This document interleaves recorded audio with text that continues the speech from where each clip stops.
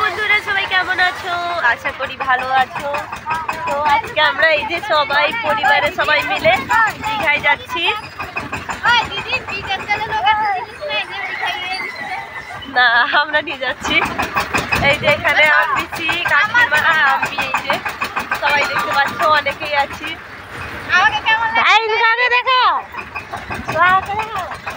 এই যে এখানে আমার ভাই, আমার ছেলে ওখানটায়, এখানে দিদা।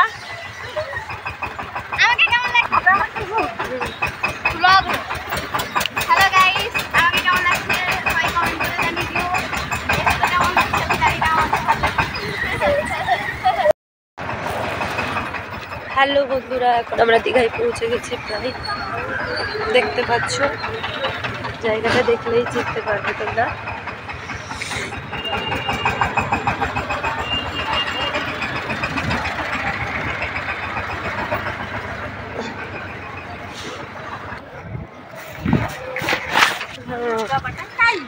এখনো সবাই আমরা নেমে পড়লাম।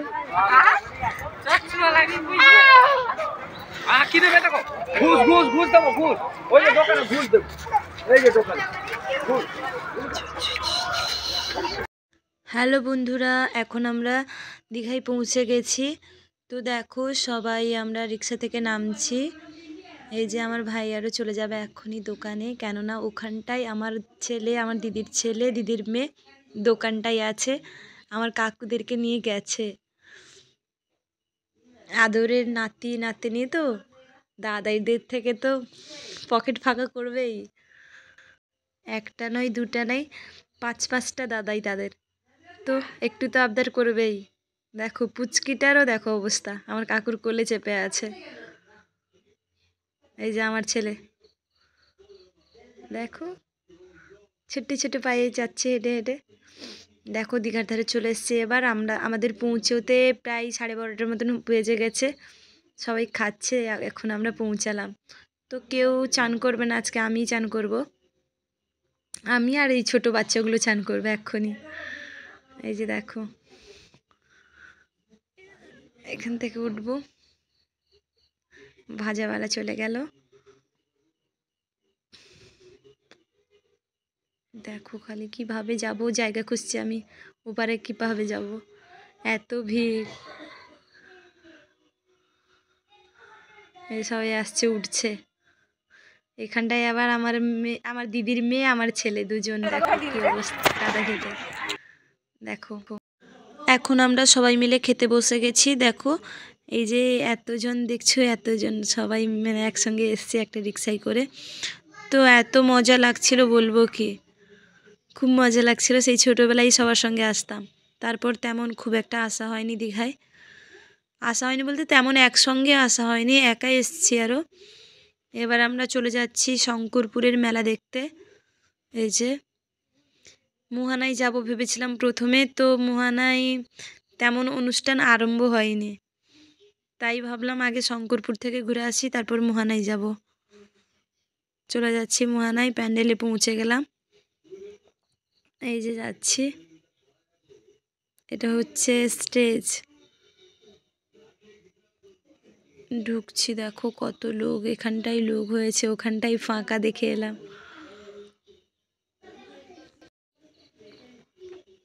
কত ভিড় দেখেছো? এই সামনে একটু ফাঁকা আছে, তো মানে আমার কাছাকাছি মানে চারপাশে একটু ফাঁকা আছে, সামনের দিকে এত ভিড় মানে বলবো কি। পিসি দিদা আরও যাচ্ছে, পিছনটায় আমি যাচ্ছি, আমার পাশে বোন টোন সবাই একসঙ্গে মিলে যাচ্ছি। এই যে দেখো আমার দিদির মেয়ের অবস্থা, দেখো সে খালি এটা নিবে ওটা নিবে, এই অবস্থা তার।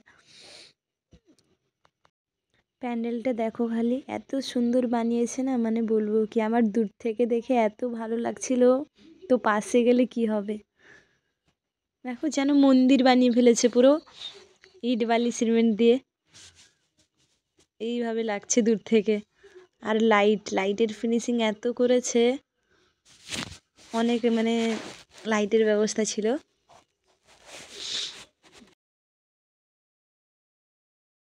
কে কে শঙ্করপুরের এই প্যান্ডেলটা দেখেছো প্লিজ কমেন্ট করে জানাবে। এত সুন্দর মেলাটা, মানে কি বলবো।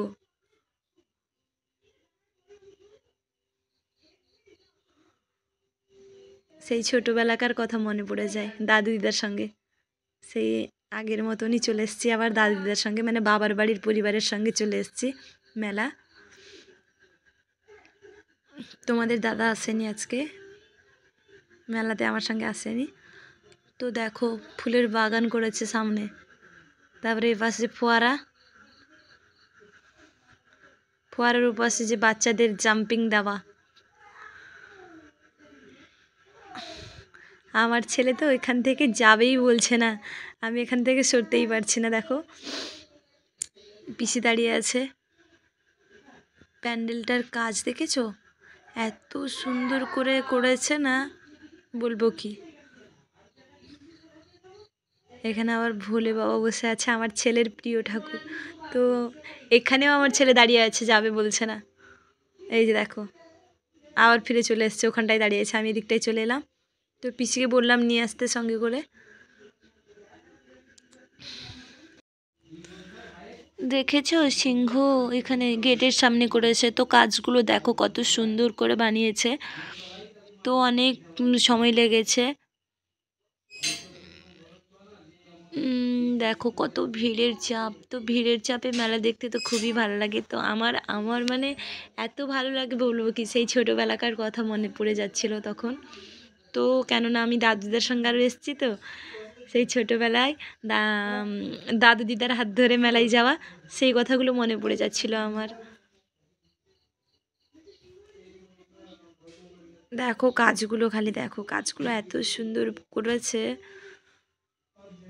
আমি ঠাকুরের কাছে যেতে পারছি না। কেন বলো তো, এত ভিড়ের চাপ, আমি যেতেই পারছি না। তো দূরে একটু দাঁড়িয়ে আছি, তোমাদেরকে দূর থেকে আমি দেখানোর চেষ্টা করছি প্রতিমাগুলো। দেখো আমাকে প্রতিমাগুলো এত ভালো লেগেছে, মানে বলবো কি। দাঁড়াও একটু প্রণাম করে নি। ওপরের কাজগুলো দেখো, দেখেছো এই ঝাল লণ্ঠনটা তো আমার খুব ভালো লেগেছে। কেননা আমার তখন ইচ্ছে হচ্ছিলো যে আমি এটাকে খুলে ঘরে নিয়ে যাই, কিন্তু ঘরে নিয়ে যেতে পারবো না, একটি ছবি তুলে নিয়ে যাই। তো ছবি তুলে নিয়ে এসেছি আমি। এই কাজগুলো আমার মানে কি বলবো, আমার খুবই ভালো লেগেছিল। তো আমরা এখন চলে এসেছি মুহানার প্যান্ডেলে চলে এসেছি। সামনে দেখো মানে যাওয়ার রাস্তায় এখানে টিয়া পাখি বানানো হয়েছে, তো টিয়া পাখি খুব ভালো লাগছিল। এটা হচ্ছে পিছনের গেট, মোহানার পিছনের গেট, আর এটা হচ্ছে সামনের গেট। ওপরে নৌকার ডিজাইন করা আছে। প্রায় চলে এলাম ভিতরে, গেটের ভিতরে চলে এসেছি, ভিতর থেকে বাইরের ছবি করছি আমি। এই যে তারপর দেখো দেখো কত সুন্দর, সেই ছোটোবেলায় আসতাম বাজি পোড়া দেখে যেতাম, কিন্তু এবারে আর বাজি পোড়া দেখা হবে না। কেন বলো তো, ছোট ছোট বাচ্চাদেরকে নিয়ে চলে এসেছি না আমরা সবাই, তো আমরা থাকলেও ওরা তো থাকতে পারবে না এত ঠান্ডার মধ্যে, ঠান্ডা লেগে যেতে পারে। তো এখানে দেখো কত মাছ টাছ, মানে সামুদ্রিক মাছের সব এখানে সাজানো আছে। তো ভিতরে ঢুকতে পারছি না আমি। এটা হচ্ছে সেলফি স্টিক। দেখো এখানটায়ও অনেক কিছু বানিয়েছে। তারপরে এই ফোয়ারাটা তো খুব ভালো লাগছে, শঙ্করপুরের থেকে মুহানার ফোয়ারাটা হেভি লাগছে, তার সঙ্গে আবার লাইটিংয়ের প্যান্ডেলটা খালি দেখো, প্যান্ডেলটা সেই সুন্দর বানিয়েছে, মানে কি বলবো, আগুন জ্বলছে যেন পুরো। চলে এসেছি স্বর্গপুরীতে, এই ভাবনা ছিল তখন আমার, যখন আমি প্যান্ডেলের সামনে চলে এসেছিলাম তখন। দেখো খালি গেটটা দেখো, খালি ঢুকছি তো ঢুকছি, গেটগুলো হেভি সুন্দর বানিয়েছে। আমার তো খুব ভালো লাগছিল তখন এই যে গেটগুলোকে দেখে। আর ভেবেছিলাম সামনের দিকে একটু রিলস বানাবো, তো পারলাম না বানাতে, এত ভিড়ের চাপ। দেখো দেখো যেন সোনা দিয়ে বানানো হয়েছে, সোনা হীরা মুক্তা এই সব দিয়ে বানানো হয়েছে, কিন্তু না, এগুলো সব কাঁচ দিয়ে বানানো হয়েছে। দেখেছো পুরো সোনার মতন লাগছে। দেখো এই কাজটা দেখেছো কত সুন্দর বানিয়েছে, এই যে পুতুলের মতন সব বানানো হয়েছে, খুব ভালো লাগছিল। তো এখানেও আমি ভিড়ের চাপের জন্য ঠাকুরের কাছে যেতে পারছি না, এত চাপ। দেখো তাও এসছি কোনো মতে, ঠেলে মেলে করে চলে এসছি। দেখাচ্ছি এক সাইড থেকে পুরোটা দেখাবো আমি, কেননা ওদিকে যাওয়ার মতনও রাস্তা নেই আমার, এত চাপ। এই যে দেখেছো তো গাইস আজকে আমার এইটুকু ছিল ব্লগ। সবাই ভালো থেকো, সুস্থ থেকো। পরের ব্লগে সবার সঙ্গে আমার দেখা হচ্ছে। তো ভালো লাগলে একটু লাইক কমেন্ট শেয়ার করে দিও, একটা সাবস্ক্রাইব করে দিও। তো টাটা বাই বাই, সবাই সুস্থ থেকো, ভালো থেকো।